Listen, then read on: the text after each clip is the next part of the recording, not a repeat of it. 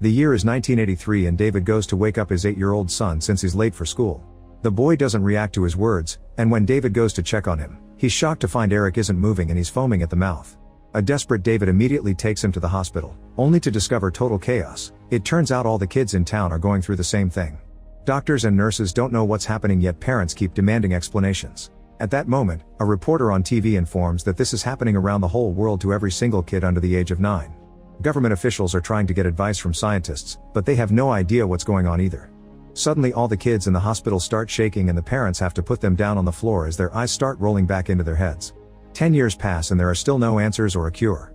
The affected children continue to grow, yet they never wake up from this weird coma, and every kid born after 1983 ends up in the same state. Experts say humanity is facing extinction and new laws are created to stop people from trying to have babies, which makes the world's population even smaller. The world is also going through an economic crisis, schools are closing, and many streets are just empty. One morning, Tom arrives in town to visit his brother David, who isn't very happy to see him. Tom went to jail for killing a guy during a bar fight, and now that he's on parole, he wants to patch up his relationship with his family. David is skeptical but agrees to let Tom sleep on the couch. Then Tom checks on Eric, who is now older but still in a catatonic state. David takes good care of him, making sure to feed him and to have any necessary medical machines in the room just in case.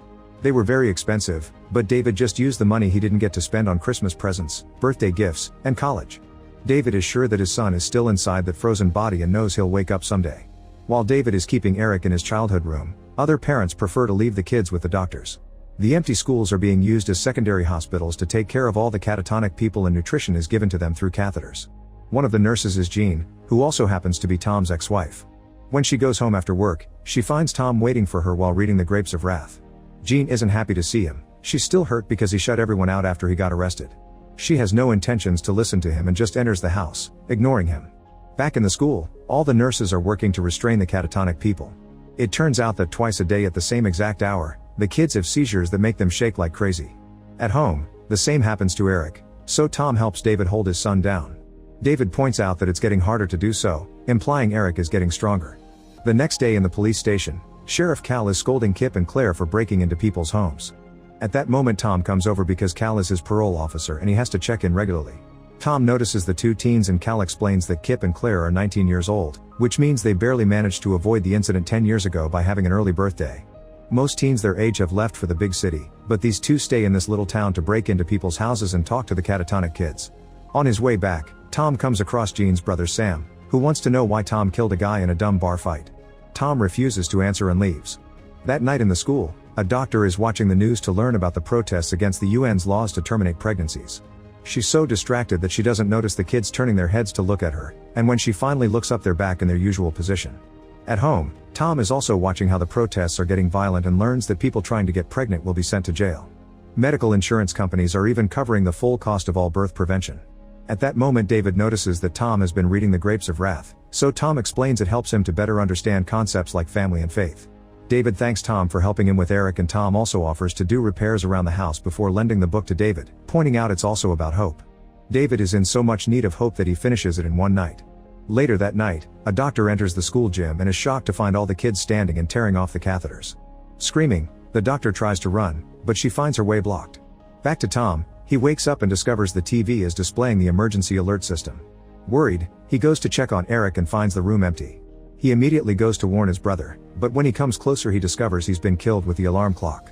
Suddenly Eric appears behind Tom and tries to attack him, so Tom has to defend himself the best he can without hurting his nephew. While they wrestle all over the room, Sam shows up and hits Eric with a tire iron. However, Eric isn't bothered and attacks Sam as well. After some struggle, Sam manages to throw Eric through the window, making him land in the garden together with the iron. Then Sam informs Tom that he heard on the radio that kids are waking up all over the world, but they're also really aggressive. After covering his brother's body and grabbing his book, Tom runs out with Sam, who goes to the garden to find his tire iron. Suddenly he's attacked by Eric, who only has a broken leg and a few scratches. Sam struggles against him and manages to escape from his grasp, only for Eric to start puking blood and fall.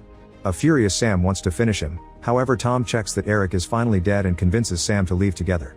When they get in the truck, they discover the radio isn't working anymore. Moments later they make it to the school, where they find a doctor dead on the floor with a deformed face.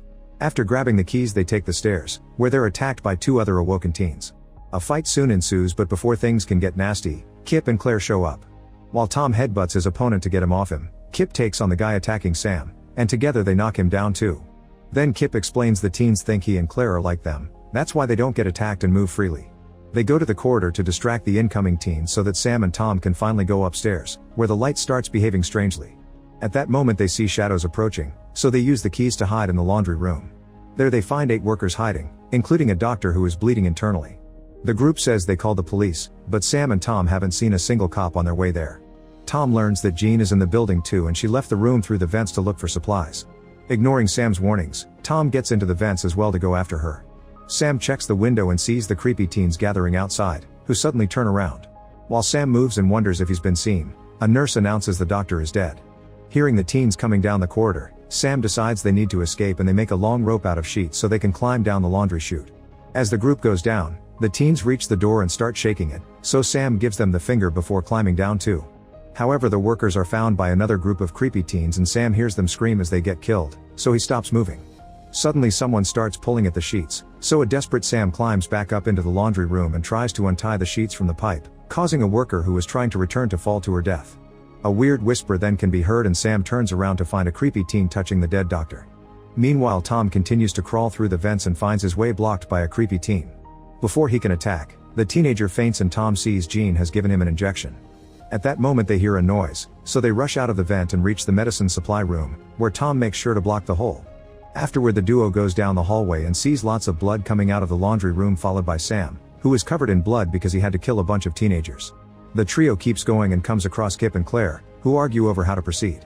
Kip wants to join Tom's group, but Claire thinks adults are the ones that caused all this. They end up leaving together and bump into Cal, who had to shoot down a teen too. They agree to work together and as they approach the exit, a school guard jumps on Claire, intending to hurt her.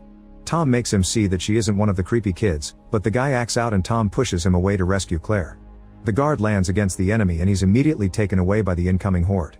At that moment Claire starts grunting and Kip is devastated to realize she's chosen to be one of them, so Tom's group has to leave without her. When they make it outside, they try to push the door to stop the teenagers from escaping. Officer Nathan and Cal's wife Nora are waiting nearby, but they get attacked as well. A teenager breaks the car window and grabs Nora's head while Nathan shoots a boy in the shoulder, only to trigger a fight. The teens inside the school are breaking the glass to reach for the adults, so Jean locks the door and they finally run. Cal immediately pushes the enemy away from his wife and Tom helps Nathan while Sam rushes to his truck, only for a girl to jump on him and break his leg. A furious Jean quickly pushes her to the ground and starts beating her up until the girl is dead. Suddenly the teen horde breaks the lock and starts coming out, so the group gets on Cal's truck and drives away. Eventually they manage to hide in the local church, where they block the door while Jean tries to take care of Sam's injury. The pain is unbearable, so she has to inject him with some medicine to calm him down. Tom decides to check the rest of the building just in case and a girl hits him from behind. The others hear a noise and come to investigate, only to find Tom choking the girl on the floor. Cal is horrified to see that's his daughter Alexis, so they decide to tie her up instead. Then Nora tries to approach her daughter wanting to take care of her, but Nathan and Cal immediately stop her, reminding her that's not really Alexis anymore. Sometime later, the local preacher appears outside the church, only to be captured by the teenagers. After lots of struggle, they hold him down on the ground and surround him in a circle while a kid crawls on top of him to kill him.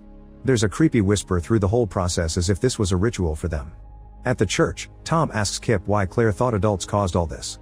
Kip explains the kids went to sleep because they couldn't stand the horrible world adults made for them, and they've woken up to finally make the world they want. He also explains that the preacher quit 2 years ago and never said why, but he's found the preacher's diary with the last thing he wrote. The preacher said he dreamed of the kids killing him, and the description matches exactly what happened a few moments ago.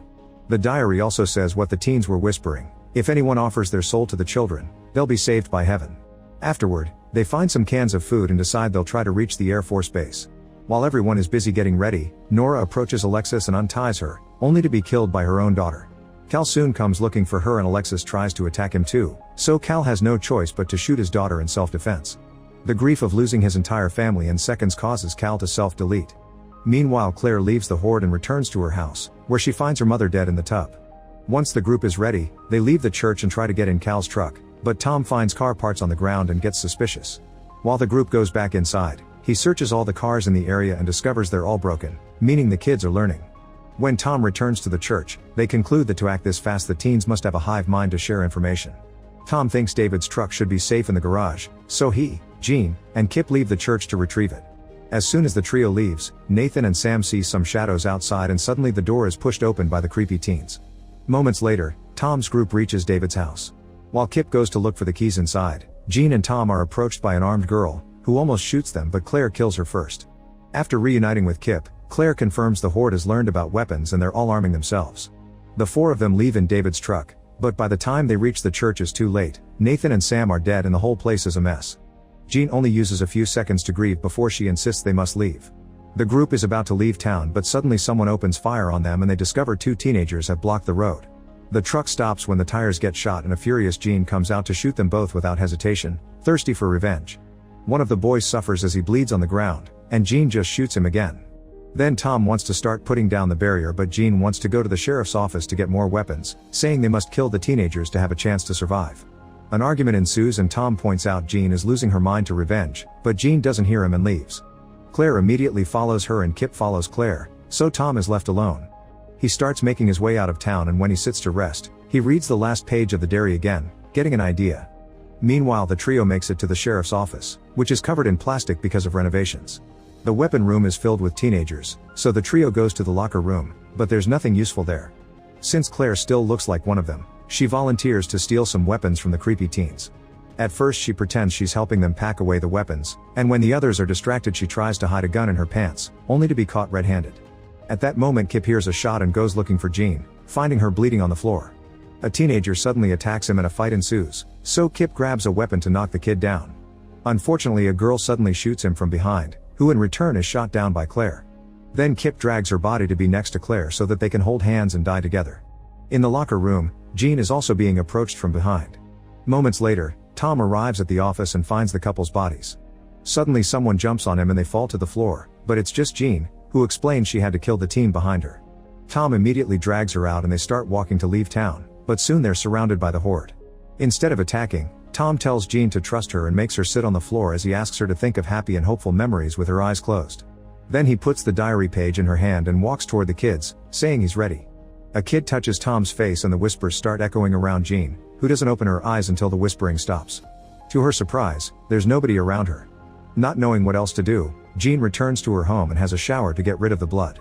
Then she reads the diary page, realizing Tom followed the instructions to reach heaven. Soon the Horde appears around the house, but Jean doesn't react and neither do the children, who are carrying Tom's book full of hope. Make sure to subscribe and turn on notifications so you can watch more videos like this. Thanks for watching.